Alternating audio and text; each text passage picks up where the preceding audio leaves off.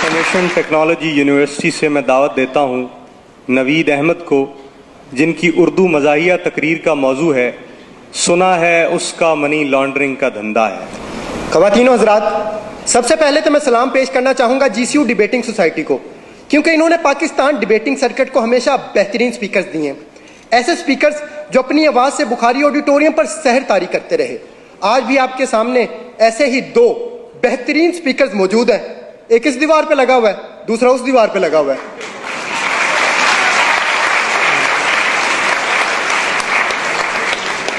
सदर आला वक़ार, पाकिस्तान में तो हर सियासतदान का मनी लॉन्ड्रिंग का धंधा है, इसलिए मेरी ख्वाहिश थी कि मैं सियासतदान बनूं ताकि इस मनी लॉन्ड्रिंग को खत्म कर सकूं। इसलिए मैंने सियासत के मैदान में कदम रखा, फिसल गया। मैंने फिर सियासत के मैदान में कदम रखा, फिसल गया। फिर मुझे एक बाबा जी ने कहा कि सियासत के मैदान में सिर्फ वो नहीं फिसलता जिसने बूट पहने हुए हो।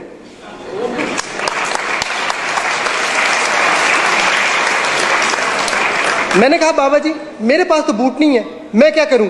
कहने लगे आपने घबराना नहीं है, तुम बूट पॉलिश कर लिया करो।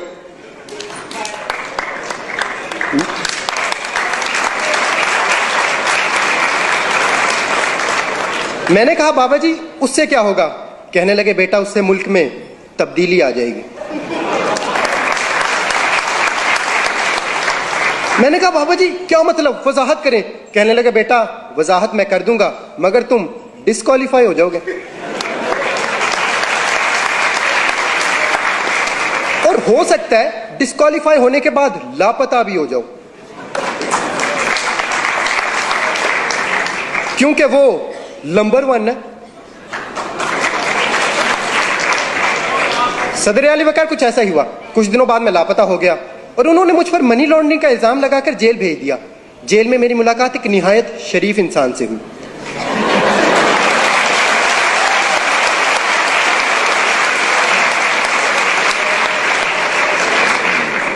वो बहुत दरवेश इंसान थे। खाना खाते वक्त एक निवाला खाते, एक दीवार को लगाते, फिर एक निवाला खाते, एक दीवार को लगाते। मैंने उनसे पूछा ये आप क्या कर रहे हैं? कहने लगे खाता हूं लगाता भी तो हूं।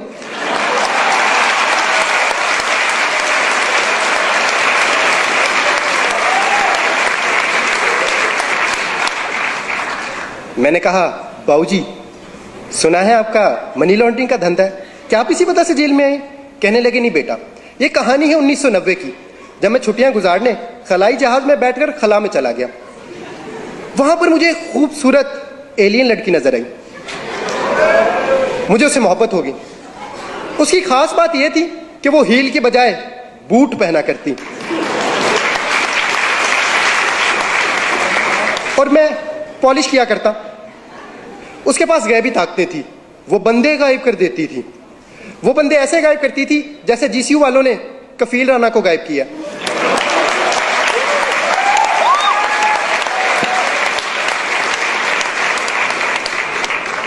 फिर मेरी सालगिरह आई और सालगिरह पे उसने मुझे कुर्सी दी।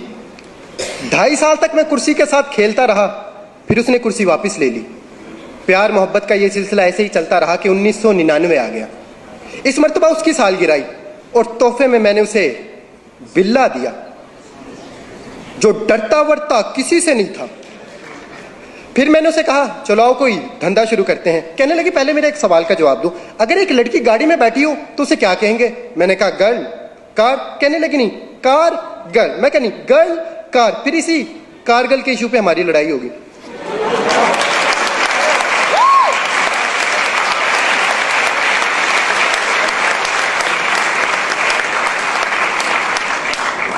लड़ाई इतनी शदीद हुई कि उसने मुझे घर से बाहर निकाल दिया। उस दिन मैंने ये पहली मर्तबा सोचा था कि मुझे क्यों निकाला।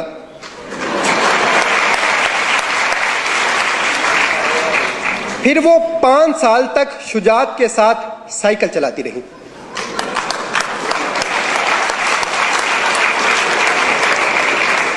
और रहमान का फजल तो उसके साथ था ही।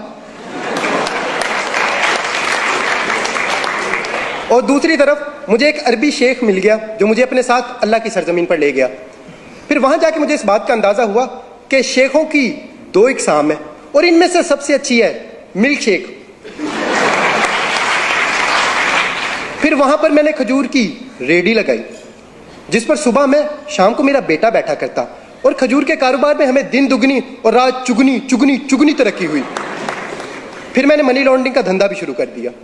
खजूर का कारोबार इतना बढ़ा कि खजूर को जखीरा करने के लिए हमें लंदन में फ्लैट खरीदना पड़े। कतर का शहजादा तो खत लिखकर खजूर मंगाया करता।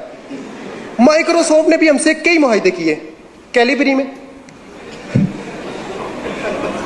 फिर मैं सारा धंधा छोड़कर घर वापस आ गया, क्योंकि अब वो रहीम और मेरी तरह शरीफ हो चुकी थी। फिर मैं उसे मिलने गया और मैंने उसे कहा, थैंक यू रहीम शरीफ।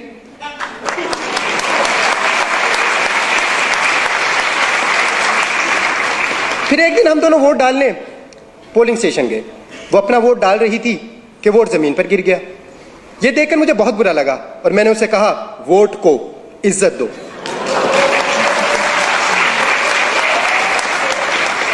इस बात पर उसे गुस्सा आ गया और उसने मुझे कमर तोड़ जवाब दिया। मैंने उसे कहा, फिर उसने मुझ पर मनी लॉन्ड्रिंग का इल्जाम लगा दिया और उसे मेरी मोहब्बत को ठुकरा कर किसी और के पास चली गई। मैंने कहा, बाबूजी आप उससे इतनी मोहब्बत करते थे, उसके लिए मनी लॉन्ड्रिंग छोड़ देते। कहने लगे, कैसे मनी लॉन्ड्रिंग छोड़ देता, फिर मेरे बच्चों का क्या बनता, क्योंकि उनकी लंदन में तो क्या पाकिस्तान में भी कोई जायदाद नहीं है। और अगर मैं मनी लॉन्ड्रिंग छोड़ देता तो रोटी कहां से खाता। मैंने कहा, देखें रोटी का वादा अल्लाह ने किया है और सालन आप लंगर खाने से ले लेते। फिर कहने लगे, मुझे छोड़ने की एक वजह यह भी थी कि मैं मोटा था और अब वो हैंडसम के पास गई थी। फिर मैं हैंडसम से मिलने बनी गाला मैरिज ब्यूरो गया, क्योंकि उनका शादियों का धंधा था।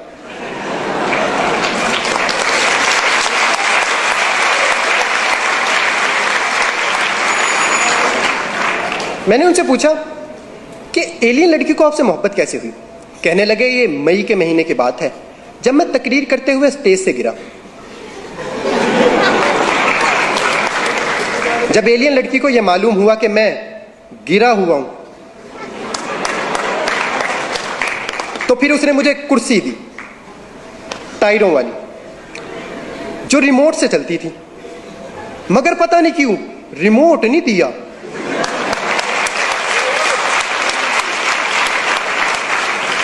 फिर वो 1 साल तक कुर्सी चलाती रही कि रिमोट की बैटरी खत्म हो गई। उसने चार्ज करना चाहा, प्लग दूर था, इसलिए फिर मैंने उसे एक्सटेंशन दी।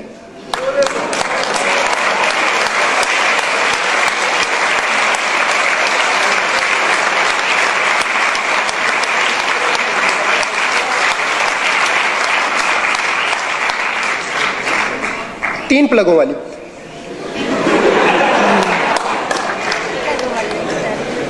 क्योंकि उसकी उम्मीद नाज का हमसे ये मान था कि आप सर्विस बढ़ा दीजिए। सर्विस बढ़ा दी गई।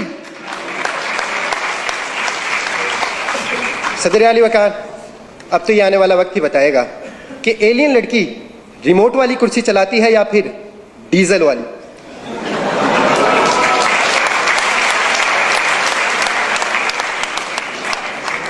मगर मैं इस तमाम कहानी के बाद अब सियासतदान नहीं बनना चाहता, क्योंकि हमारे हुक्मरानी सियासतदानों की नहीं बल्कि एलियन लड़की की है। वो जब चाहे जिस पे चाहे मनी लॉन्ड्रिंग का इल्ज़ाम लगाकर उसे कहानी से बाहर कर दे। और अगर हमें ये मनी लॉन्ड्रिंग ख़त्म करना है तो हमें अपना जमहूरी निज़ाम बेहतर बनाना होगा, क्योंकि इस निज़ाम से हमें अक्सर बेवकूफ़ सदर मिलता है। अगर आपको मेरी बात पर यकीन नहीं तो मिसाल आपके सामने है।